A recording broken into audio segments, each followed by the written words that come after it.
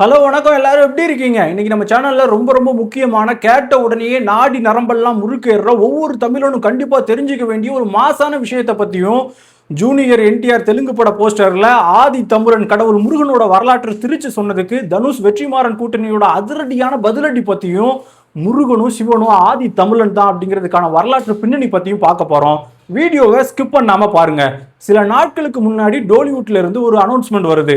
Director Trivikram இயக்கத்துல junior NTR நடிக்கிற முருகன் வரலாற்றை வச்சு இருக்கிற ஒரு புது படத்தோட கான்செப்ட் போஸ்டரை ரிலீஸ் பண்றாங்க. அந்த போஸ்டர்ல என்ன எழுதியிருந்தது தெரியுமா? Ban in the north, post in the heartland, worshipped in the south அப்படின்னு நம்ம தமிழ் கடவுள் முருகனை பத்தி எழுதியிருந்தாங்க. அதாவது முருகன் வடநாட்டுல பிறந்தாராம், அங்க வளர்ந்தாராம், இங்க தென்னாட்டுல வந்து மக்கள் கும்பிட்டாங்களாம். எங்க ரத்தத்துல கலந்த எங்க முப்பாட்டனை எப்படி மாத்தி எழுதலான்னு ஒவ்வொரு இளைஞரும் சோசியல் மீடியாவில் கொதிச்சு போய் எதிர்ப்புகளை பதிவிட்டான். கருத்துக்களை திரிக்காதீங்க திணிக்காதீங்கன்னு டோலிவுட்டுக்கு ஸ்ட்ராங்கான வார்னிங் போச்சு. அதுக்கப்புறம் பான் இன் த நார்த் அப்படிங்கிற கேப்ஷனை அவங்க தூக்குனாங்க. அதே நேரம் தமிழ்நாட்டில் the eternal protector, warrior, the king and leader of the Tamil people and land, son of Kotravai அப்படிங்கிற கேப்ஷனோட தமிழ் முருகன் படத்தோட வெறித்தனமான ப்ரோமோவை தனுஷ் வெற்றிமாறன் கூட்டணி நேற்று வெளியிட்டு சைலண்டா சம்பவம் பண்ணியிருக்காங்க. இந்த படத்தோட பின்னணியில் இருக்கிற முக்கியமான எழுத்தாளர் அறிவுமதி, சங்க இலக்கியங்கள்ல நடுகற்கள்ல இருக்கிற உண்மையான வரலாற்று ஆதாரங்களா வச்சு எழுதுறவர் அவரு. ப்ரொமோல முரசு முழங்க யாழ் இசை மீட்டுக அப்படிங்கிற பாட்டுக்கு இடையில யானை மீது ஏறி மாபெரும் போரை வழிநடத்தக்கூடிய போர்ப்படை தளபதியா முருகன் வாரான். பார்க்கும்போதே சிலிர்ப்பா இருக்கு. பான் இந்த நாத்துன்னு போட்டவங்களுக்கு தக்க பதிலடி தான் இது. தெலுங்குல பண்ண மாதிரி வரலாற்று திரிவு இப்பதான் நடக்குதுன்னு நினைக்காதீங்க. காலங்காலமா இது நடந்துட்டு இருக்கு. வரலாற்றோட பக்கங்களை புரட்டுனா சிவனும் முருகனும் ஆதி தமிழன் அப்படிங்கிறது நமக்கு தெரியும். இது எப்படி மறைக்கப்பட்டு இருக்குது அப்படிங்கிறதும் நமக்கு தெரியும். இன்னைக்கு முருகன் சொன்ன உடனே நம்ம மைண்டுக்கு ஞாபகம் வர்றது எது? கையில ஒரு மாம்பழம், கோச்சிட்டு போன குழந்தை, இல்லைன்னா வள்ளி தேவானையோட இருக்கிற ஒரு புராண கடவுள் அப்படிங்கிறது தான். ஆனா நிஜமாவே முருகன் யாரு? அவர் வெறும் கற்பனை கதையா? இல்லவே இல்லை. அவன் ஒரு ஆதி தமிழன். கற்பனையா பல கதை சொல்றாங்கல்ல. முதல்ல முருகன் அப்படிங்கிற சொல் வடமொழி சொல்லே கிடையாது. அது அக்மார்க் தமிழ் சொல். முருகு அப்படின்னா அழகு, இளமை, மனம், ஆற்றல்னு அர்த்தம். 2000-3000 வருஷத்துக்கு முன்னாடி வாழ்ந்த நமது பாட்டன்மார்கள் இந்த தமிழ் மண்ணுல வாழ்ந்த ஒரு மாவீரனை, தங்களுக்கு வழிகாட்டிய ஒரு தலைவனை தான் முருகன்னு கொண்டாடினாங்க. இது வெறும் பக்தி இல்லை, இது நம்ம மண்ணோட பண்பாடு. நம்ம தமிழ்ல மிக பழமையான இலக்கண நூல் எது? தொல்காப்பியம். அந்த தொல்காப்பியத்துல நிலங்களை 5ஆ பிரிச்சிருக்காங்க. அதுல குறிஞ்சி நிலம், அதாவது மலையும் மலை சார்ந்த இடமும். அந்த குறிஞ்சி நிலத்தோட தலைவனா கடவுளா நம்ம தொல்காப்பியர் யாரை குறிப்பிடுறாரு தெரியுமா? சேயோன் மேய மைந்தே நிலனும் அப்படின்னு முருகனை சொல்றாரு. சங்க இலக்கியங்களான புறநானூறு, அகநானூறு, நற்றிணை, கலித்தொகை எல்லாத்துக்கும் சேயோன் வழிபாடு தான் இருக்கு. இது தங்களை காத்த ஒரு தலைவனை இயற்கையோட சேர்த்து தமிழர்கள் வணங்குனாங்கன்னு அதுல சொல்லப்பட்டிருக்கு.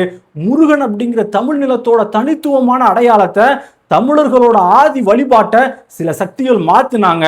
வேல் தமிழனோட ஆயுதம். அதை வச்சிருந்த நம்ம முருகனை வடநாட்டில் இருக்கிற கார்த்திகேயன் அல்ல ஸ்கந்தன் அப்படிங்கிற போர்க்கடவுளோட கொண்டு வந்து இணைச்சாங்க. சிவன் நெற்றிக்கண்ணில இருந்து பொறி பறந்தது, கங்கையில விழுந்தது அப்படின்னு நம்ம தமிழ் ஆதிக்குடியான சிவனையும் அவரோட மகன் முருகனையும் ஒரு புராண கதாபாத்திரமா மாத்தினாங்க. அவங்க இணைக்கிறதையோ இல்ல புராண கதாபாத்திரமா சொல்றதையோ நான் தப்புன்னு சொல்லலை.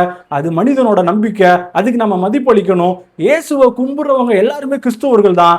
ஆனா இயேசு ஒரு யூதர் அப்படிங்கிறத யாராலையும் மறுக்க முடியுமா, மாற்ற முடியுமா? அதே மாதிரி முருகனை எல்லாரும் வணங்குறாங்க, கொண்டாடுறாங்க, தப்பு இல்லை.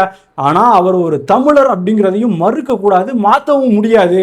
கீழடியில கிடைச்ச பனை ஓடுகள்ல முருகன் அப்படின்னு தமிழ் பிராமி எழுத்துக்கள்ல பொறிக்கப்பட்டிருக்கு. யோசிச்சு பாருங்க. 2500 வருஷங்களுக்கு முன்னாடியே நம்ம முன்னோர்கள் முருகன் அப்படிங்கிற பேரை பயன்படுத்தி இருக்காங்க. இதை வடநாட்டு புராணங்கள் இங்க வர்றதுக்கு முன்னாடியே நம்ம மண்ணில் முருகன் வாழ்ந்தார் அப்படிங்கிறதுக்கான அசைக்க முடியாத வரலாற்று ஆதாரம். நம்ம எல்லாரும் சின்ன வயசுல இருந்து ஒரு கதை கேள்விப்பட்டிருப்போம். நாரதர் ஒரு மாம்பழத்தை கொண்டு வந்தாராம், உலகத்தை சுத்தி வர சொன்னாராம். முருகன் மயில போனாராம், கணேசன் அம்மாவையும் அப்பாவையும் சுத்தி வந்து பழத்தை வாங்கினாராம். உடனே முருகன் கோச்சிட்டு பழனி மலைக்கு வந்து கோவணம் கட்டிட்டு நின்னாராம். மக்களே கொஞ்சம் சிந்திச்சு பாருங்க. ஒரு உலக பேரரசன், அசுரர்களை வென்ற மாவீரன், தமிழ் நிலத்தின் அரசன் ஒரு மாம்பழத்துக்காக கோச்சிட்டு ஓடி போவாரா? இதை நாம சிந்திக்கணும். இதுக்கு பின்னாடி இருக்க ஆச்சரியமான வரலாற்று உண்மை. பழனி மலை அப்படிங்கிறது ஆதி தமிழர்கள் சித்த மருத்துவ முறையில மூலிகைகளை வச்சு உடலை தூய்மைப்படுத்திய ஒரு தலம். வடமொழியில முருகனை ஸ்கந்தன் அப்படின்னு கூப்பிடுவாங்க. அதுவும் இங்க இருந்து தான் போச்சு. கந்தகம் அப்படின்னு ஒரு மூலிகை இருக்கு, அது உடம்போட நோய்களை குணமாக்கும். பழனி மலையில இருக்கிற முருகன் சிலையும் நவகடாட்ச மூலிகைகளால் ஆனதுதான். அவர் ஒரு மாபெரும் இயற்கை மருத்துவர் அப்படிங்கிறதுக்கு இது ஒரு சான்று. முருகன் கையில இருக்கிற வேல் அது என்ன வெறும் ஆயுதமா? இல்ல அது தமிழர்களோட அறிவு வீரத்தோட குறியீடு.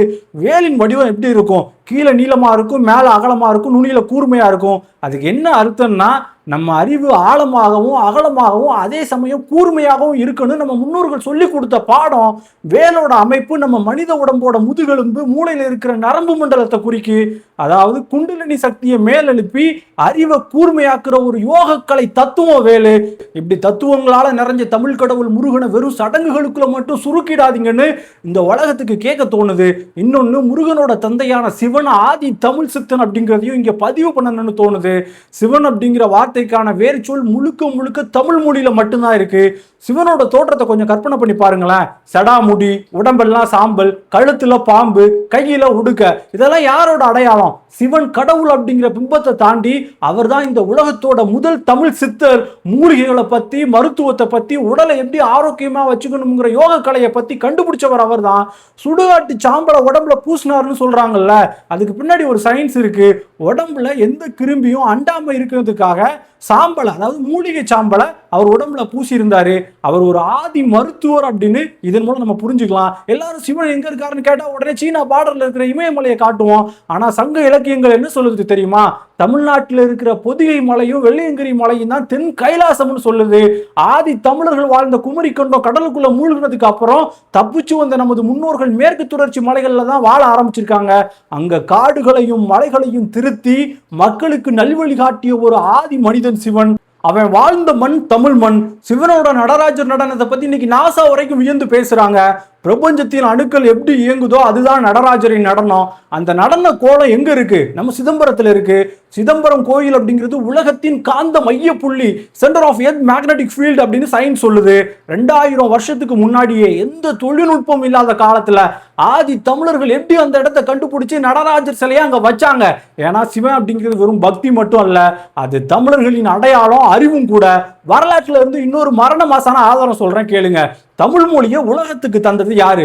அகத்திய முனிவர்னு சொல்லுவாங்க. ஆனா அந்த அகத்திய முனிவருக்கு தமிழ் சொல்லி கொடுத்தது யாரு தெரியுமா? அது சிவன். இறையனார் அகப்பொருள் உரை மாதிரியான பழமையான தமிழ் நூல்கள் என்ன சொல்லுதுன்னா, மதுரையில முதல் சங்கம் அப்படின்னு ஒரு அமைப்பு இருந்துச்சு. தமிழ் மொழியை ஆராயறதுக்காக வளர்க்கறதுக்காக உருவாக்கப்பட்ட அந்த முதல் தமிழ் சங்கத்துல புலவரா அமர்ந்து தமிழை ஆராய்ஞ்சவர் சிவன். தமிழின் மீது அதீத காதல் கொண்ட ஒரு தமிழ் அறிஞன் சிவன் அப்படின்னு சொல்லுது.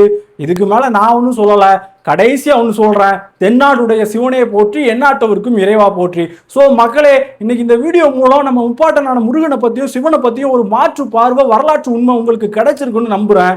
நம்ம வரலாற்றை நாம படிக்கலன்னா வேற யாரோ அவங்களுக்கு ஏற்ற மாதிரி எழுதிடுவாங்க. இந்த வீடியோ உங்களுக்கு பிடிச்சிருந்தது அப்படின்னா சேனலை சப்ஸ்கிரைப் பண்ணுங்க, ஷேர் பண்ணுங்க, கமெண்ட் பண்ணுங்க. இந்த மாதிரி அதிரடியான இன்னொரு வீடியோவோட நாளைக்கு வந்து சந்திக்கிறேன். நன்றி.